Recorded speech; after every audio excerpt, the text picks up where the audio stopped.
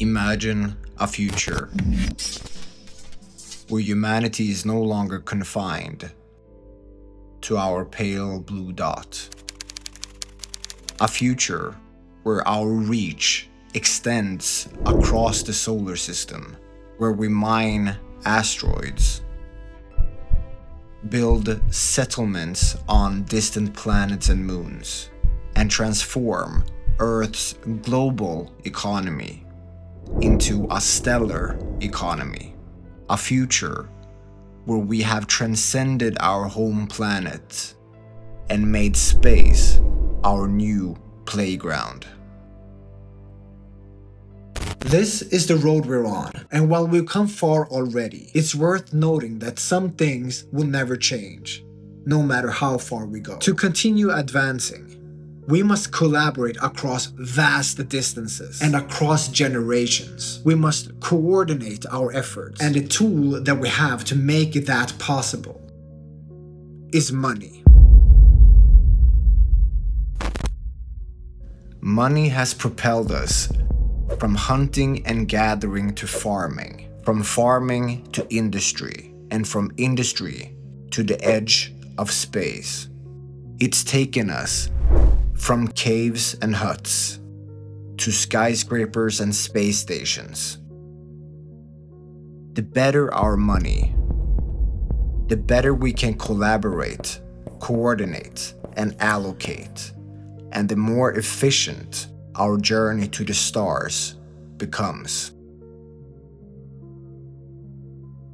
Money is not a trivial technology. It's one of the most fundamental building blocks of any society, about as essential to progress as language itself. I like to think of money as the seed of civilization. It's how we get things done, not out of vanity or greed, but out of curiosity and our deep-seated desire to explore and understand what's out there. We are a species of explorers and engineers. But to harness our drive to explore and build, we need sound money. Bitcoin has taught me that everything I thought I knew about money was wrong. And more than that, it has taught me to question everything. When you start to dive into the nature of money, you're on a path to eventually start digging into the nature of civilization itself and the trajectory that we humans are on. There's one question that keeps coming back to me,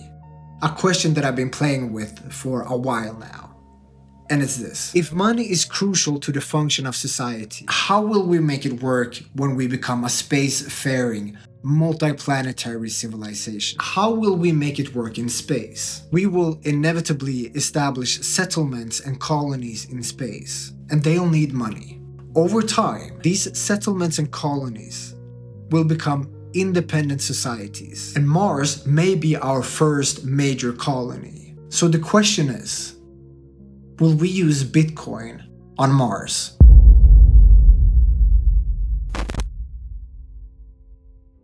Mars is likely going to be humanity's first large colony in space. But Mars is a staggering 140 million miles, or 225 million kilometers from Earth, on average. This vast cosmic ocean separating the two planets means that communication will be difficult. But it actually doesn't exclude Mars from using Bitcoin. Cross-planetary transactions, both on-chain and on the Lightning Network, are entirely possible, but with some caveats. Let's break it down.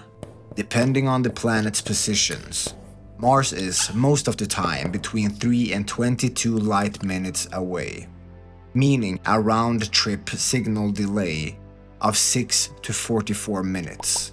For comparison, Bitcoin's block time is 10 minutes, so Martian transactions that need Earth's blockchain will encounter delays. Small at first, but increasingly inconvenient as the colony grows. As Drew Bonsall put it, this lag will begin as a challenge for explorers, grow into an inconvenience for colonists, and finally become a membrane separating two cultures. a deep and profound insight. This communication delay makes transaction on the Lightning Network difficult, but by no means impossible. In a Lightning transaction, both sides of a payment channel, say a person on Earth and a person on Mars, need to be able to track updates to the channel in real time to prevent anyone from trying to cheat. Cheating in this case could mean that the person on Earth tries to close the channel using an old, outdated balance that benefits them unfairly. Normally, the person on the other end, the person on Mars, would catch this attempt immediately and stop it. But because of the delay, Martians would be slower to receive these updates and could miss their chance to stop the fraud.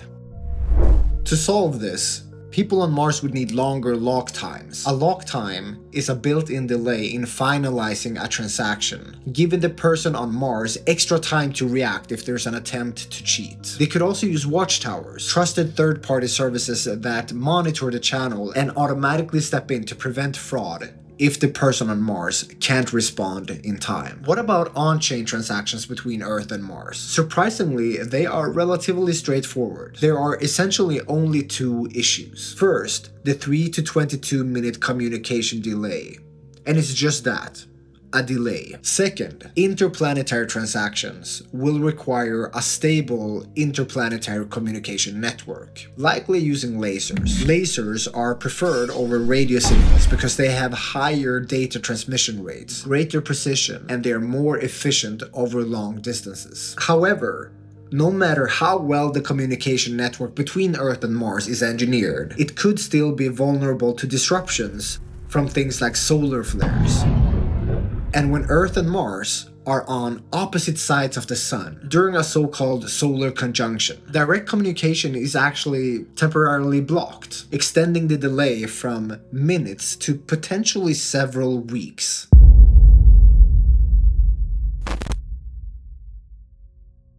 What about mining on Mars? To understand the issue here, we need to introduce two new concepts: center of hash and hash horizon. Just as a planet has a center of mass, Bitcoin has a center of hash, a point that represents the gravitational center of all mining activity worldwide.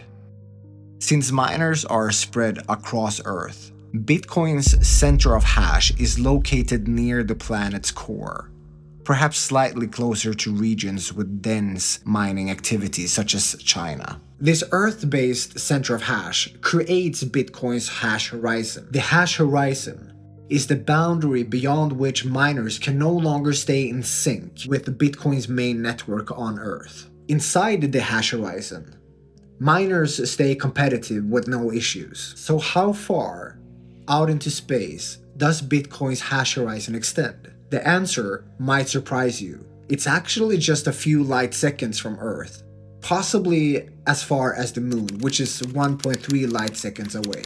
The reason Bitcoin's hash horizon doesn't extend farther into space, doesn't extend farther than 1.3 light seconds, even though Bitcoin has a block time of 10 minutes, is because mining is extremely competitive. When a miner finds a block, they need to broadcast it to the network as quickly as possible to increase their chances of having the block accepted and added to the blockchain. If two miners find a block at the same time, the miner that's closer to Bitcoin's hash horizon will propagate the block faster across the network, leaving the other miner with a stale block. Even a delay of just a few seconds increases the risk of producing stale blocks, limiting Bitcoin's practical hash horizon to regions close to Earth, like low Earth orbit or possibly the moon. But Mars, at 3 to 22 light minutes away, is far outside Bitcoin's hash horizon, making synchronized mining with Earth essentially impossible.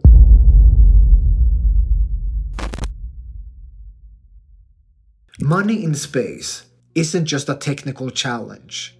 It's a philosophical crossroads, and Bitcoin isn't just an option.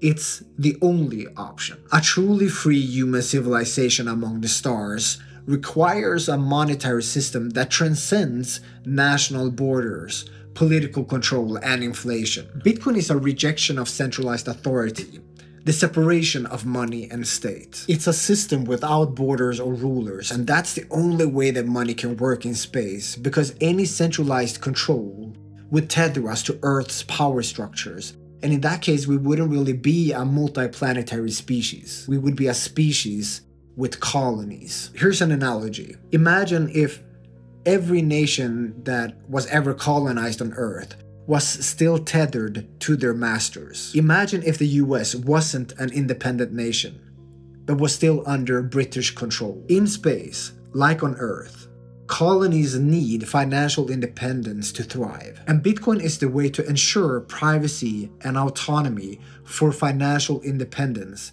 no matter what planet you call home. If money remains controlled by nation states, then we remain controlled by nation states, even if we're millions of miles away. If it's restricted by borders, then we too are confined by those borders. If it's used as a tool for surveillance, then we lose our privacy and autonomy, even in distant colonies. And if money can be created out of thin air, it devalues our time, our labor, our lives, whether we're on Earth, Mars, or beyond.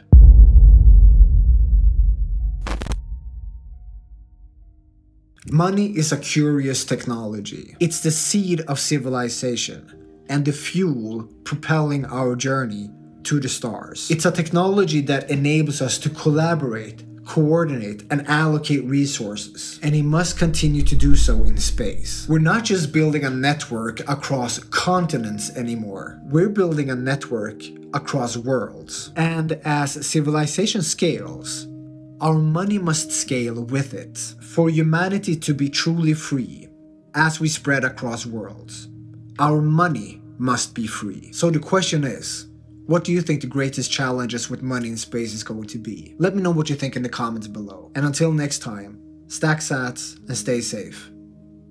Peace out.